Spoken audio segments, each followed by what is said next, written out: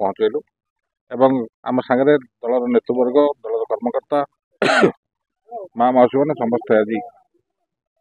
ଭଲ ସଂଖ୍ୟାରେ ଯୋଗ ଦେଲେ ଏବଂ ନିଶ୍ଚିତ ଭାବରେ ଆଗାମୀ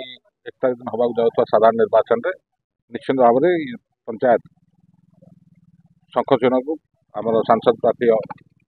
अंशुमान महांती और विधायक प्रार्थी हिसाब से मत निश्चित भाव में एठिका जनसाधारण आशीर्वाद करेंगे बोली आम विश्वास। निश्चित भाव में आप सागर चलते उत्साहटा आप खाली रैली देखले हेनी जो मैंने देखा आम गाँव चलला बेले जो मैंने घर बाहर आसिक आम रैली में जदिव चलू ना कि शरीक होती देखिले आप जापर कि गाँव में भोटर भर उत्साह अच्छी ना ना आज जोटा आम देखिलु निश्चित भाव में उत्साहजनक और गाँ दाण्ड स्त्री लोक आरंभ कर वयोज्येष्ठ लोक आरंभ कर युव मैंने समस्त आज गाँ दाण्ड को आसते जोटा कि गोटे भल शुभ संकेत परिवर्तनटा जो चाहते सी कहते जो परिवर्तन आने खसड़ाटा कौन खाली स्लोगान देले परिवर्तन तो हम ना जदि आप चाहते गोटे स्थितावस्था सरकार को हटेकी नुआ सरकार आणवे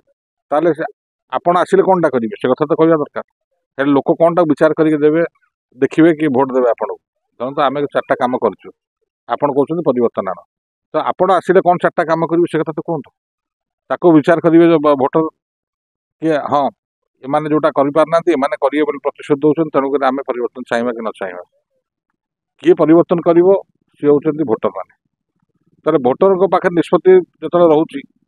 पक्ष केवल खाली स्लोगान देले हम ना पक्षटा रखा पड़ो भोटर पाखे तो भोटर विचार करेंगे कौन परिवर्तन आने न आने अंक तो से गोटे कथा कहूँ विजु जनता दल निश्चित भाव में जितने ये आगे कौन सन्देह ना जी बर्तमान आम 63टा पंचायत प्राय अनेक पंचायत आम बुली सारे जहाँ संकेत आम देखा निश्चित भाव में विजु जनता दल सपक्ष जनमत अच्छी निश्चित भाव में आम जितबू बोली आशा विश्वास।